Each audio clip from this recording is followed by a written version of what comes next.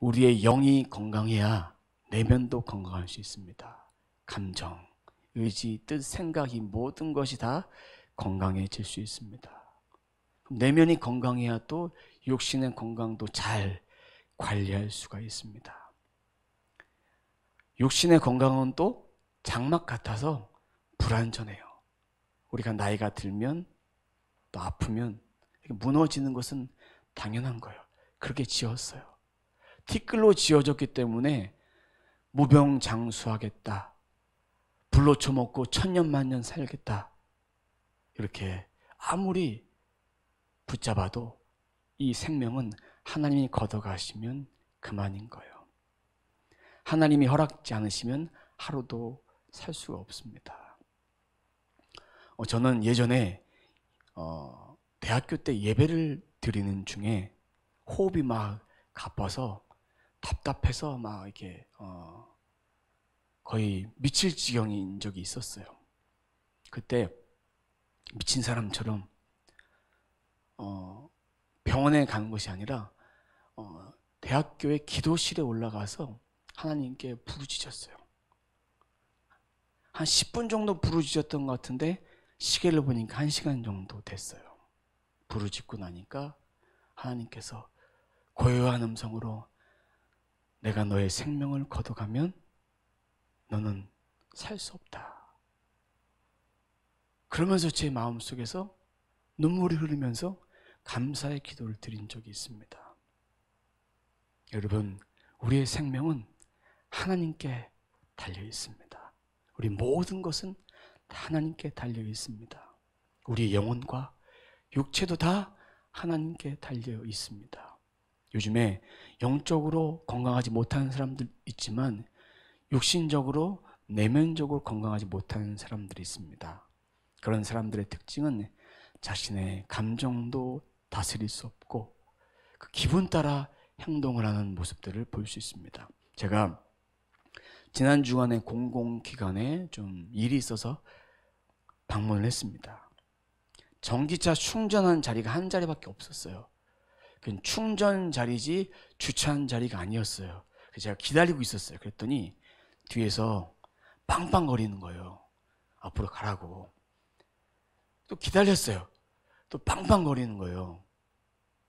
그래서 앞으로 차를 좀 뺀 다음에 이게 뒤로 다시 후진해서 다시 대놨어요. 저 입구에. 그랬더니 그 차가 전기차 충전한 그 자리에 버젓이 주차를 하는 거예요.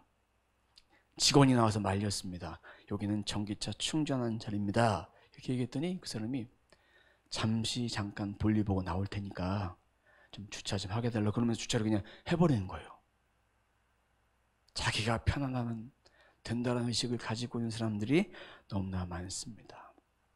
조금만 기다리면 그 자리가 날 텐데 그런 생각을 잠시 해봤습니다. 이게 몸이 좀 불편하신 분이었어요. 얼굴도 편안하지 않는 상태였고 잠깐 기다리면 되는데 양보하지 못한 모습을 보면서 본인만 편안하면 되겠구나라는 생각을 가지고 있는 사고방식. 그래서 보면서 이런 두 가지 생각을 해봤습니다. 자기가 하고 싶은 대로 행동하는 마음은 과연 어떤 마음일까? 두 번째, 남에게 피해를 준다는 생각은 하지 못할까? 두 가지 마음을 생각해 봤는데 그 가운데 제 마음 속에서 주신 그런 하나님의 음성이 있었어요. 뭐냐면 인간은 모두 다 죄인이야. 자기만 아는 악한 사람이야. 근데 너만 아는 악한 죄인이야. 내가 너 죄진 거 한번 나열해 볼까? 이런 마음을 순간 이렇게 제 마음속에서 주셨어요. 그래서 순간 또 찔렸습니다. 그러면서 제 자신을 고백했습니다. 죽을 수밖에 없는 죄인을 용서해 주신 분이 바로 예수님 되시는구나. 예수님 되시구나. 여러분들 하나님 앞에 다 흠없는 죄인이 아니라 흠이 너무나 많아서 우리가 하나님 앞에 설 수 없는 죄인이에요. 그런 우리를 위해서 예수님이 이 땅에 오셨어요. 오늘의 말씀이 그런 맥락에서 주님이 우리들의 손을 잡아주기 위해서, 병자와 죄인들의 손을 잡아주기 위해서 오신 말씀입니다. 함께 14절 읽어보도록 하겠습니다. 또 지나가시다가 알페오의 아들 레위가 세관에 앉아있는 것을 보시고 그에게 이르시되 나를 따르라 하시니 일어나 따르니라. 예수님이 알페오의 아들 레위를 부르셨어요. 레위는 예수님 만나고 이름이 바뀌었어요. 마태로 바뀌었습니다. 이름은 하나님의 선물이라는 뜻으로 바뀌었어요. 그럼 레위의 직업을 오늘 말씀 14절 보면 세관에 앉아있다 했으니까 레위의 직업은 세리예요. 로마 정부로부터 세리라는 걸 직업을 샀어요. 짐을 나르거나 배로 마차로 이렇게 짐을 나르는 그런 사람들에게 왔다 갔다 하면서 통행세를 받는 거예요. 너무나 많은 돈을 받았어요. 자기가 세관의 자리를 돈 주고 산 것까지도 다 얹어서 다 받을 만큼 그런 죄를 진 죄인입니다. 같은 동족의 돈을 빨아먹는, 피를 빨아먹는 그런 죄인 중에 죄인입니다. 유대인들에게는 회당이란 곳이 있습니다. 우리나라처럼 초등학교, 중학교, 고등학교처럼 이렇게 검증된 교육기관입니다. 거기서 교육을 받는데 거기에서도조차 출입할 수 없도록 거부당했어요. 쫓겨났어요. 가족들에게, 친구들에게 다 쫓겨났어요. 왜? 로마의 앞잡이가 되었기 때문에. 하나님과 백성들에게 인정받지 못한 삶을 살고 있었습니다. 이런 죄인에게 예수님이 찾아가서 부르셨습니다. 손을 내밀어 주셨습니다. 그때 손을 잡았어요. 손을 내밀었을 때 레위는 즉시로 주님을 따랐습니다. 15절 하반절에 보면 이런 말씀이 있습니다.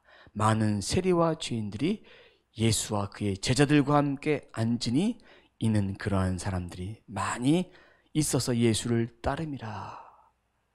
세리 곁에는 죄인들밖에 없었어요. 마태의 곁에는.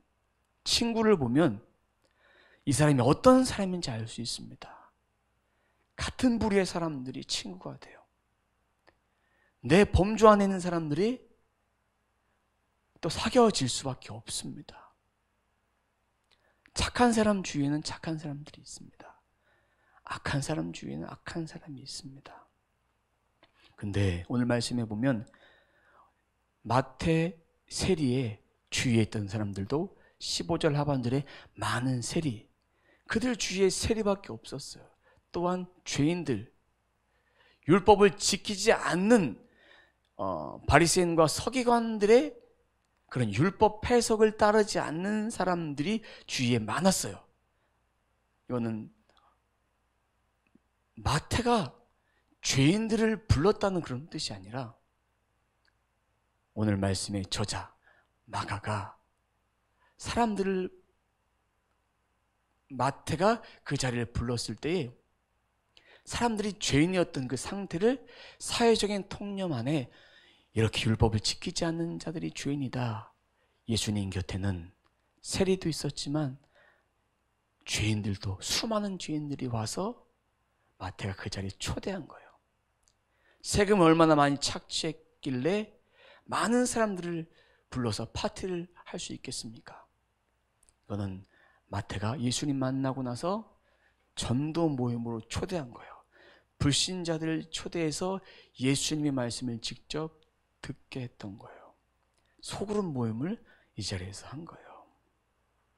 율법을 지키지 않고 유전을 지키지 않고 이렇게 주님의 말씀과 전혀 상관없이 살아갔던 자들, 그 당시에 사람들이 죄인으로 여겼던 사람들까지 다 모였어요. 다 모였어요. 이것을 통해서 우리는 알 수 있습니다. 예수님은 죄인들을 부르러 오셨습니다. 예수님은 우리를 부르러 이 땅에 오신 분이에요. 메시아의 사역이 시작된 거예요. 그럼 예수님이 필요한 대상은 누굴까요? 저에게 필요합니다. 여러분들에게 필요합니다. 모두에게 예수님은 다 필요합니다. 근데 왜 예수님이 이런 사역을 하실 때 오늘 말씀해 보니까 16절에 바리새인의 서기관들, 종교 지도자들이 예의주시하면서 있었어요. 예수님이 가버나움의 말씀을 전하실 때도 있었어요. 죄를 사하는 권세는 하나님만 있는데 이 신성 모독이다 이렇게 얘기를 했어요. 오늘 본문에서도 마찬가지로 바리새인의 서기관들, 바리새인은 율법을 철저히 지키는 거예요. 전통을 철저히 지켜서 바리새인 뜻과 같이 분리된 자들, 나는 세상과 분리된 자다, 세속과 분리된 자다, 죄악과 분리된 자다 이렇게 생각하고 여기는 자들이었는데, 바리새인들은 철저한 자기 내부의 규칙들이 있었습니다. 어떤 규칙들이 있었냐면, 여러분 밥 먹을 때 많은 사람들하고 좀 뭔가 내가 대화를 하고 싶은 사람들하고 식구들하고 밥을 먹을 수 있습니다. 근데 이들은 바리새인들과만 식사를 해요. 바리새인들 아니면 식사를 안 해요. 그리고 또 한 가지는 바리새인 출신의 제사장들에게만 11조를 드립니다. 그리고 일주일에 2번 꼭 금식을 합니다. 월요일과 목요일에 금식한 날이에요. 이거 한 거는 좋아요. 근데 이걸 자랑을 해요. 나는 이렇게 금식을 합니다. 이렇게 구별되게 살아갑니다. 오늘 본문에서 말하고 있는 바리새인들의 서기관들은 바리새인을 칭하는 것 하나하고 바리새인들 중에서 서기관들 2가지 부류에 대한 이야기를 하는 거예요. 왜 그러냐? 누가복음 5장 30절 병행 구절을 보면 왜 2가지 부류를 말하는지를 알 수 있습니다. 누가복음 5장 30절 제가 한번 읽어보도록 하겠습니다. 바리새인과 그들의 서기관들이 그 제자들을 비방하여 이르되 너희가 어찌하여 세리와 죄인과 함께 먹고 마시느냐. 바리새인과 그들의 서기관들 2가지 부류의 사람들이 이곳에 온 거예요. 파송을 받은 거예요. 좀 관찰 좀 해라. 예수가 과연 어떤 행동을 하는지 좀 봐라. 율법으로서는 허용되지 않는 행동을 하는 거예요. 바리새인 입장에 이해가 되지 않는 행동입니다. 바리새인들이 첫 번째로 예수님을 메시아로 인정 안 했던 이유는 죄인들과 식사를 했기 때문에, 예수님이 이 땅에 오신 목적을 알았다면 그들은 이것을 포용했을 텐데, 바리새인들은 예수 부활과 죽음과 부활을 인정합니다. 인정하지 않는 자들도 있어요. 하나님만 인정한 자들이 너무나 많습니다. 예수님이 이 땅에 오신 목적, 죽으심과 부활. 바리새인 중에 니고데모라는 사람이 있었습니다. 니고데모는 깊은 밤 중에 주님 찾아왔어요.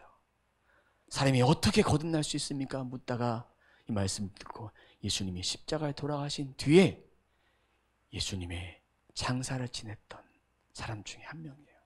모든 바리새인들이 예수님께 적대적으로 행동했던 것은 아닙니다. 우리들 가운데도 주님을 만날 때 뜨겁게 만나는 분이 있고, 고요하게 주님의 사랑을 느끼면서 하염없이 나홀로 있을 때 주님의 뜨거운 사랑을 느끼는 분들도 있고, 또한 성경을 통해서 디모데처럼 그렇게 주님을 만나는 분들도 있습니다. 이 회심의 사건, 변화의 사건은 각 사람마다 또한 각 사람의 또 성격을 따라서 이렇게 은혜를 또 그렇게 받는 은혜를 주십니다. 근데 오늘 주님 만났던 이 죄인들, 세리들, 공개적인 자리에서 만났던 거예요. 주님을 만났을 때 그것을 거부하지 못했어요. 그럼 바리새인들, 주님이 옆에서 이 말씀을 하시는데 듣지 못했던 것들은 마음에 탐이 있었던 거예요. 세상에는 많은 사람들이 주의 말씀을 들을 때 이 말씀이 무엇인지 잘 모르겠다, 깨닫지 못했다라는 것은 이 마음밭에 무엇인가 담이 있는 거예요. 커뮤니케이션을 생각해 보세요. 어느 누구와 대화할 때 대화가 잘 안 통해요. 그러면 그 사람과 나와 사이에 무슨 담이 있는 거예요? 오해가 있거나 또 여러 가지 뭐 좀 안 좋은 감정이 있거나 그러면 그 사람 말이 들려지지가 않는 것입니다. 하지만 이들 마음속에는 주님을 거부하는 죄악된 마음이 있었던 거예요. 바리새인들 규정에 죄인과 식사했기 때문에 죄를 지은 것이다라고 규정을 해버렸어요. 그렇기 때문에 주의 말씀이 들려오지 않는 거예요. 우리가 생각할 때 죄인이라면 눈에 보이는 죄인은 어떤 죄인일까요? 마약을 밀수입하고 살인하고 절도하고 특수상해 강간을 하고 정과 시범 이런 사람들을 우리 죄인이라고 여기지만 이 바리새인 입장에서는 자기가 해석했던 율법과 유전을 지키지 않으면 죄인인 거예요. 율법책 토라를 펴서 너 이거 어겼지? 죄인이야 여기는 거예요. 619가지 율법을 펼쳐서 네가 이렇게 죄를 어겼지, 율법을 어겼지. 자녀들에게 율법을 가르칠 때도 이것을 달달달달 외우게 시키면서 율법을 통해서 구원을 받는다는 잘못된 구원론을 가르쳐주고 있는 거예요. 자기들만이 거룩하다는 교만함을 가지고 있는 것입니다. 교회를 오래 다녀도 말씀을 깨닫지 못한 자가 있습니다. 교회를 다닌 지 얼마 안 되어도 이 말씀이 깨달아져서 내가 주님을 깨닫고 주님 때문에 내가 내 인생 살 수 있구나 고백하며 진실한 믿음을 가지고 있는 자가 있습니다. 신앙생활은 교회 짬밥을 하는 것이 아니에요. 교회 연수를 하는 것이 아니라 주님 만나기 위해 마음의 문을 활짝 열 때, 이들처럼 주님이 부르셨을 때, 세리가 초대했을 때 초대에 응한 자리에 함께한 자들이 구원을 받을 수 있고 주님의 사랑을 듬뿍 받을 수 있습니다. 우리가 말씀을 받을 때 두 가지만 잘하면 돼요. 한 가지는 내 마음에 부담감이 느끼는 말씀이 있어요. 설교를 들을 때, 성경을 볼 때 내 마음에 부담이 팍팍 와요. 그러면 어떻습니까? 우리는 내 마음을 닫아버려요. 그 마음을 열어서 내 자신의 잘못된 점을 펼쳐봅니다. 저도 말씀을 준비하면서 제가 과연 죄인이구나, 왜 그 사람들을 내가 판단했을까, 이런 생각들을 주님이 주셨어요. 마음의 문을 열면 주님이 내게 오셔서 말씀을 주시는 거예요. 깨닫게 해주시는 거예요. 찔리는 말씀의 현대인들은 막 거부해요. 회개하란 말에 막 거부해요. 또 한 가지는 말씀을 들을 때 그렇게 마음의 문을 열면 내 마음이 회개하도록 마음이 녹아져요. 입술에 내가 죄인임을 고백할 수 있게 됩니다. 우리는 내가 내 힘으로 구원받을 수 없기 때문에 죽을 수밖에 없는 죄인이라는 것을 인정할 때 내 안에 은혜를 부어주시는 거예요. 우리가 기도할 때 기도가 처음에 잘 안 될 때가 있습니다. 근데 우리가 세상에 지어뒀던 그런 여러 가지 세상의 찌꺼기들을 회개하고 다 털어내면 하나님 말씀이 들려지고 기도도 더 기쁘게 즐겁게, 또한 모든 짐들 다 내려놓으니까 기도를 열려진 마음으로 할 수가 있습니다.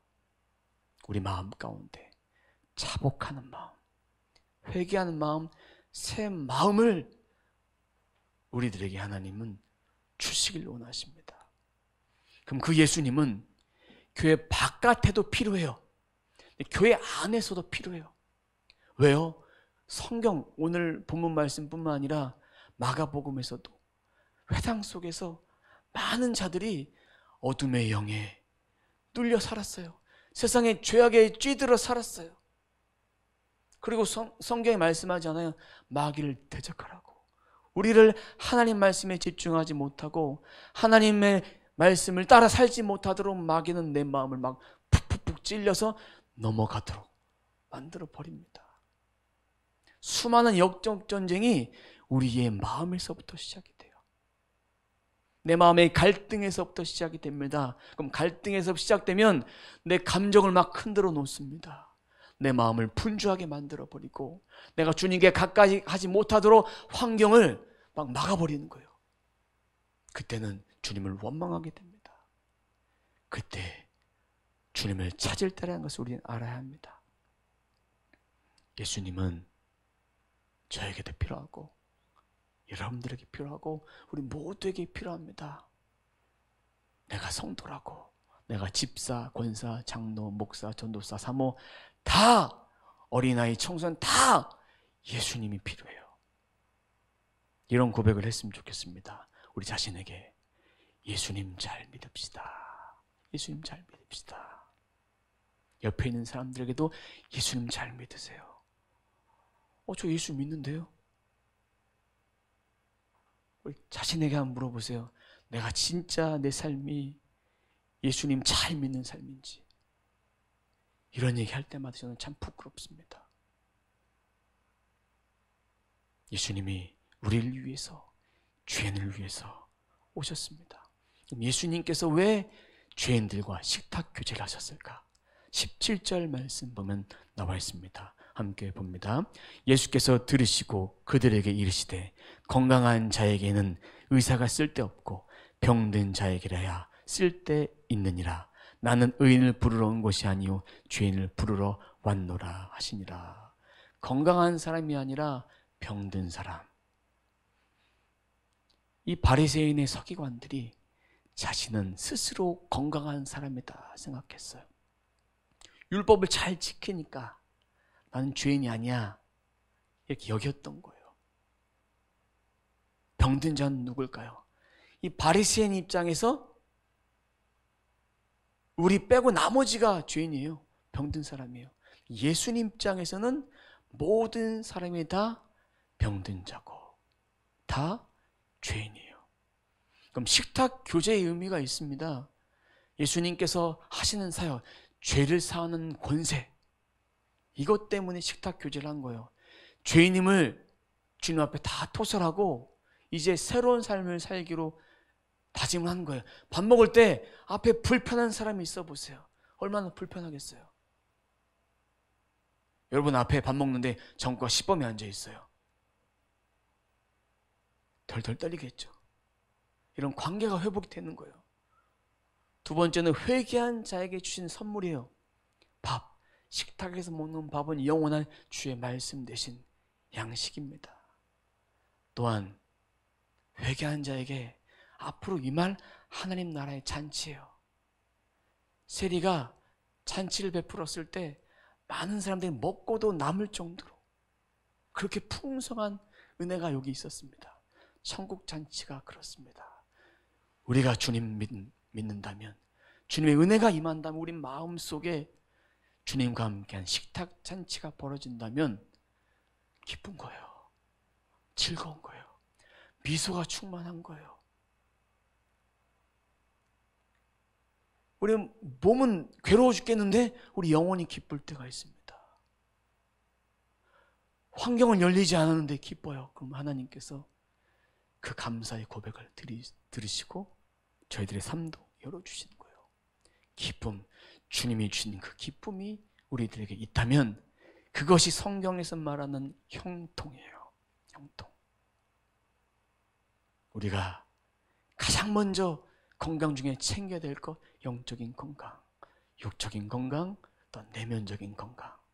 영적인 건강을 잘 챙겨지면 내 영혼을 잘 관리할 수 있고 내면도 잘 관리할 수 있고 아파도 주님께 기도하고 약도 먹고 건강관리 잘 할 수 있습니다.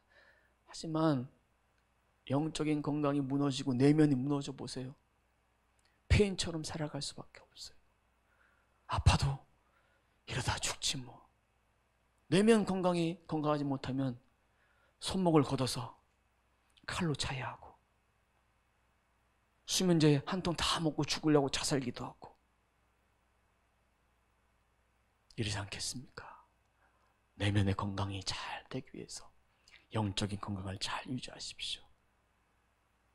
하나님 주신 생명 잘 관리하는 거, 우리가 반드시 이 땅에서 해야 될 일입니다. 각자에게 한번 질문해 보세요. 나는 병든 자인가? 나는 건강한 자인가? 건강하다, 스스로 건강하다 여기는 것은 스스로 교만하다고 바리새인과 같은 삶을 살고 있는 것입니다. 하루도 예수님 없이 살면 병든 자예요. 이 영적 건강 지키기 위해서 우리가 먹는 약 3가지 있습니다. 보통은 2가지만 얘기합니다. 구약과 신약만 얘기하는데 한 가지 더 있어야 돼요. 기도가 있어야 돼요. 그래서 그 기도로 이 약이 잘 소화되고 영양분이 들어갈 수 있도록 주님께 그런 마음을 올려드려야 돼요. 능력이 돼야 돼요. 말씀만 읽었다고 능력이 되지 않습니다. 그 말씀 붙잡고 내 가슴 속에 새겨질 때 그것이 능력이 돼요. 예수님은 병든 자, 죄인을 부르러 오셨습니다. 의인을 부르러 오지 않으셨습니다. 세상의 모든 사람이 다 병든 자예요. 건강하다고 생각하는 거 버리세요. 한번 까놓고 얘기하면 우리 모두는 영적으로도 그렇지만 육신적으로 누가 건강한 사람 이 자리에 누가 있습니까? 다 한 군데씩 다 아파요. 병원 가서 전체 건강진단 받아보면 최소한 3가지에서 5가지는 다 아프다고 나올 거예요. 주님의 은혜로 사는 것이고 주님 우리의 건강을 붙들어 주시니까 사는 것입니다. 나는 죄인입니다. 그 죄인임을 인정할 때 주님께서 우리들에게 찾아와 주셔서 우리를 의인 삼아 주시는 거예요. 모든 사람이 죄를 범하였음에 하나님의 영광에 이르지 못하더니 우리가 죄를 범했지만 메시아께서 오셔서 우리를 구원해 주셨습니다. 악하고 부족한 존재인데 우리가 구원받았다는 것은 예수 피의 공로로 구원받은 거예요. 우리가 구원받은 데에서 우리의 공로가 단 하나도 없습니다. 하지만 구원받고 나서 구원을 이루어가는 삶은 우리가 살아가는 거예요. 그것이 성화의 삶을 살아가는 거예요. 성화의 삶. 중생한 자, 새로운 생명을 받은 자가 마음의 변화뿐만 아니라 삶의 변화, 행동의 변화까지 이뤄가는 것, 전인격적인 구원이 우리들에게 있어야 합니다. 구원은 입술로 고백하는 것이 끝이 아니에요. 전인격적으로 주님을 끝까지 만나는 삶을 살아가야 합니다. 우리가 죄인임을 고백할 때 목의 깁스가 풀어질 거예요. 죄인이라고 고백하지 않을 때 나는 다 내 뜻으로 다 됐어, 내가 잘나서 됐어 라는 사람들은 다 보면, 한 번도 실패하지 않은 사람들의 삶을 보면 목에 기부스하고 다닙니다. 자기가 제일 잘난 줄 압니다. 우리의 본성은 아담 안에 있는 악한 본성이 우리들에게 전가됐어요. 그 죄를 가지고 태어났어요. 그래서 그 죄를 사해 주기 위해서 예수님이 필요한 거예요. 벼는 익을수록 고개를 숙입니다. 사람은 잘 되면 잘 될수록 고개를 숙여야 되는데, 잘한다고 칭찬을 받잖아요. 한 번 칭찬, 2번 칭찬 좋습니다. 하지만 계속해서 잘한다고 해주잖아요. 자기가 진짜 잘해서 칭찬받는 줄 알아요. 그 칭찬 누구 때문에 받는 거예요? 하나님 때문에 받는 거예요. 하나님 때문에. 그럼 그 하나님 때문에 받는데 그 하나님의 영이 우리 안에 있습니다. 성전은 딱 3가지밖에 없어요. 하나님께서 우리를 천지를 창조하셨을 때 그 온 우주를 우주 성전으로 창조하셨습니다. 2번째는 예수 그리스도의 몸 그 자체가 성전이에요. 성전된 예수 그리스도. 또 하나는 보혜사 성령께서 우리들에게 오신 다음에 하나님의 영이 우리 안에 있기 때문에 그 성전 되는 거예요.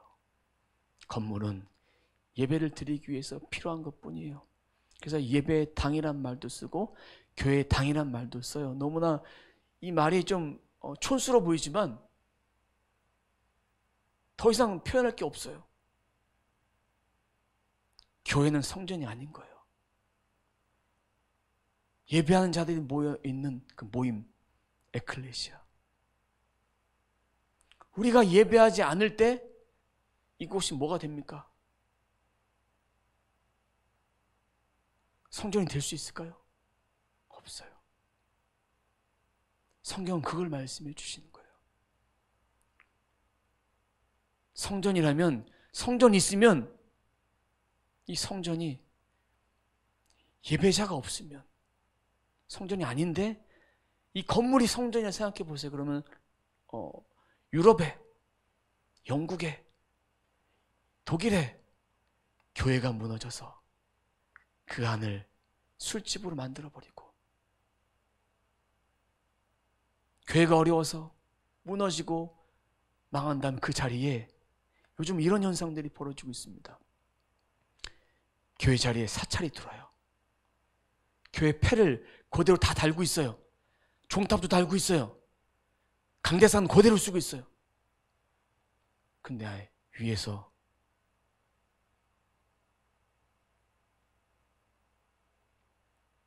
우상자가, 우상 숭배자가, 승려가 메시지를 전하고 있어요. 건물은 교회가 아닙니다.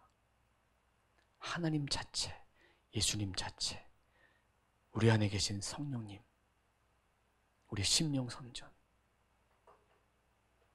그분께서 우리를 택하신 거예요. 나를 택하신 거예요. 죄를 사해 주신 거예요. 유대 종교 지도자들 예수님 판단하고 정죄하고 평가했어요. 마음에 두기 싫어했어요. 혹시나 여러분들, 우리들의 마음속에서 내가 예수님 믿고 사는데 이렇게 지질이 궁상처럼 풀린 것 없이 왜 이렇게 살고 있나? 이렇게 원망했던 적은 없습니까? 하나님께 대들었던 적은 없습니까? 듣고 싶은 말씀은 잘 듣고 듣기 싫은 말씀은 귀를 닫고 불편한 말씀도 닫고 내가 필요하다고 느낀 말씀만 보고 부담되는 것은 안 듣고, 이것이 저와 여러분들의 죄악된 죄인된 습성이에요. 가려먹는 거예요. 아이들에게 편식한다고 이렇게 혼낼 필요가 없어요. 우리가 그렇게 살잖아요. 이 습성을 예수님 앞에 내려놓는 것, 내가 죄인임을 인정하는 것입니다. 사랑하는 성도 여러분, 예수님은 우리를 구원하기 위해서 이 땅에 오셨습니다. 나를 구원하기 위해서, 저와 여러분들을 구원하기 위해서 이 땅에 오셨습니다. 병든 자에게 필요한 것이 예수님이에요. 혹시나 여러분들 마음에 병이 들었습니까? 육신의 병이 들었습니까? 영혼의 병이 들었습니까? 그 병든 거 주님 앞에 내려놓으십시오. 내가 고치려고 해도 고쳐지지 않는 것, 주님만이 고쳐질 수 있습니다. 육신의 병은 병원 가서 고칠 수 있어요. 하지만 하나님이 허락지 않으시면 그 병 고쳤다가도 다 더 덧날 수 있어요. 그것도 하나님께 맡겨야 되는 거예요. 우리의 영혼의 상태를 하나님은 CT, MRI 찍은 것처럼 너무나도 잘 알고 계세요. 어떤 상태에 있는지. 우리는 창조주가 아닙니다. 우리는 피조물입니다. 나는 부족한 인간입니다. 예수님 없이 살 수 없는 인간입니다. 이것을 날마다 인정하세요. 우리 입술의 고백을 통해서 나는 하나님 없이 살 수 없다. 나는 예수님 없이 살 수 없다. 나는 성령님 없이 살 수 없다. 그 예수님은 머리로 절대로 알 수 없습니다. 내 의지로 알 수 없습니다. 내 영으로 아는 거예요. 말씀도 귀로 듣는 것이 아니라 우리의 영으로 듣는 거예요. 죄송한 말씀이지만 말씀이 들리지 않는 사람은 아직도 내 안에 회개할 죄가 너무나 가득 찬 거예요. 내 안에 들은 게 많은 거예요. 그걸 빼내야 되는데, 세상 가치로 다 꽉 차 있는데 주의 말씀이 어떻게 들리겠습니까? 바리새인들 율법의 가치로 다 차 있어요. 주님이 들어올 자리가 없잖아요. 주님께 기도해서 내 안에 있는 것들을 다 쏟아내십시오.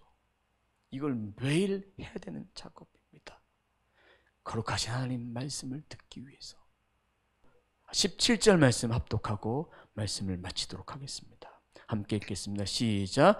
예수께서 들으시고 그들에게 이르시되 건강한 자에게는 의사가 쓸데없고 병든 자에게라야 쓸데있느니라.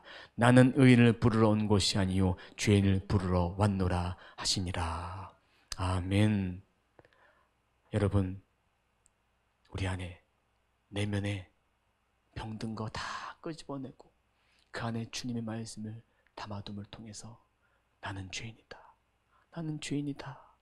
회개할 것이 있으면 회개하겠다. 고백하면서 내 안에 지저분한 쓰레기들 다 청소하고 거룩하고 정결한 그리스도인으로서 살아가는 모두의 삶이 되시길 주님의 이름으로 축원합니다.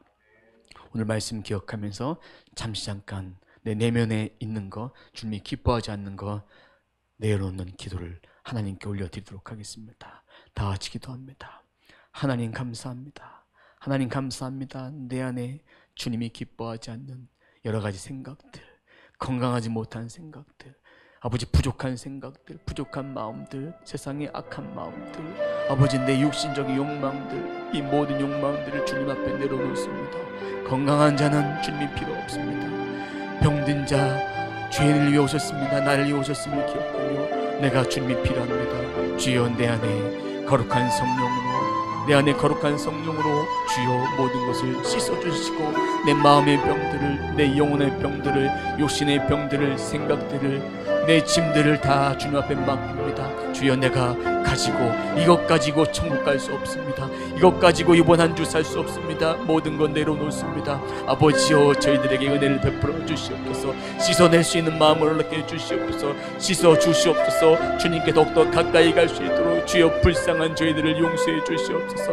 바리새인처럼 살지 않겠습니다. 주여 연약한처럼 살지 않겠습니다. 완벽한 사람처럼 살지 않겠습니다. 부족하지만 주님 앞에 내려놓음을 통해서 정결한 자로, 거룩한 자로, 의인으로 살아갈 수 있도록 주님 도와주시옵소서. 주님 만난 의인 되게 도와주시옵소서. 의인이지만 주님 없이 살면 죄인입니다. 주여 주님 없이 살지 않도록 인도해 주시고, 말씀 없이 살지 않도록 인도해 주시고, 성령 없이 살지 않도록 인도해 주시고, 기도하지 않고 살지 않도록 주님 도와주시옵소서. 내 삶 가운데 더욱더 주님 앞에 기도로 더욱더 아버지 앞에 붙들림 바 되어질 수 있는 거룩한 인생 되어질 수 있도록 아버지 도와주시옵소서. 은혜 베풀어 주시옵소서. 성령의 충만함을 더해 주시옵소서. 주님이여 저희가 주님 앞에 나갑니다. 담대함으로 굳세게 아버지 마귀에게 지는 것이 아니라 마귀를 대적할 수 있는 믿음의 권세로 이번 한 주도 승리할 수 있도록 인도하여 주시옵소서. 어둠의 권세는 내가 나사렛 예수께서 명하노니 떠나갈지어다.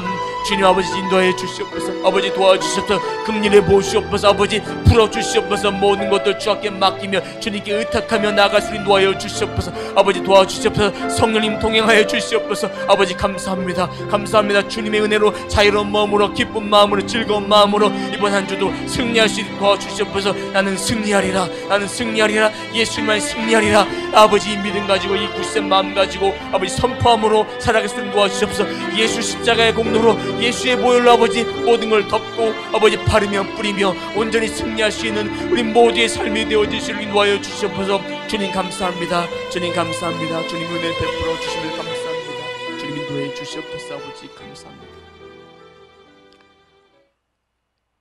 주여 우리를 만나 주심을 감사합니다.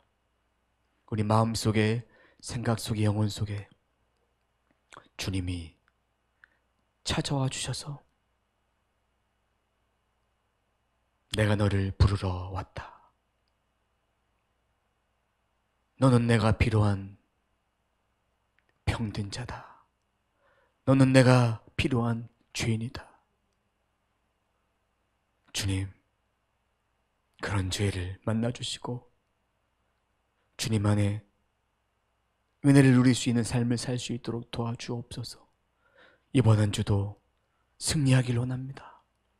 쓰러지지 않고 넘어지지 않고 세상의 가치로 흔들려 방황하지 않는 한 주간 삶이 되어질 수 있도록 주님 도와주시옵소서. 우리의 마음속에 하나님이 계십니다. 주의 말씀이 계십니다. 십자가에 흔적 있고 예수 그리스도의 보혈이 있으니 이제 보혈의 능력으로 이번 한 주도 삶의 터전에서, 직장에서, 사업장에서 만나는 모든 사람들 가운데 믿음으로 승리하며 그들의 영혼을 주께 맡기며 기도할 수 있는 믿음의 자녀들 되어질 수 있도록 인도해 주옵소서. 주님 감사합니다. 오늘도 하나님의 한량없는 은혜를 우리가 받았사오니 한 주간도 주의 말씀을 각자의 자리에서 풍성히 먹고 마심을 통해서 강건한 삶을 살게 하여 주옵소서.